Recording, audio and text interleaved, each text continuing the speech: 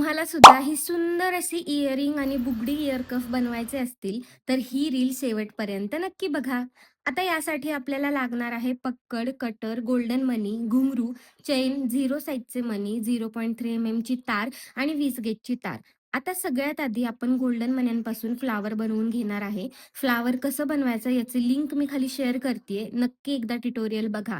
इथे मी 6 मणी टाकलेले आहेत आणि नंतर एक मोठा मणी टाकून त्याला 0 साइजच्या मण्यांनी असा राउंड करून घेतला आहे आणि तो सुद्धा व्यवस्थित पॅक करून घेतलेला आहे. सो इथे मी असे 2 फ्लावर्स बनवलेले आहेत आणि आता 20 गेजची तार घेऊन त्याला इयरिंगचा बेस बनवून तो असा उलट्या साईडला बेंड करून घ्यायचा आहे आणि आपला जो कानाचा आकार असतो तशी तार दुमडून बुगडीसाठी सुद्धा सेम लूप तयार करून घ्यायचा आहे.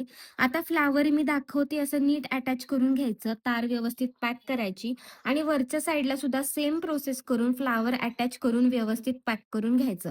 आता थोडीशी चेन कट करून त्याला खाली हे असे घुंगरू अटॅच करून घ्यायचे आणि फुल अटॅच करून जी उरलेली तार आहे त्याला चेनमध्ये टाकून खालच्या साईडला चेन अटॅच करून घ्यायची आणि असंच मी दुसरं सेम प्रोसेसने इयर कप बनवून घेतलेलं आहे.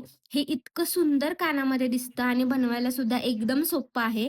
तर ही रील नक्की सेव्ह करा, नक्की ट्राय करा आणि अजून अशाच ट्युटोरियलसाठी आपल्या पेजला नक्की फॉलो करा.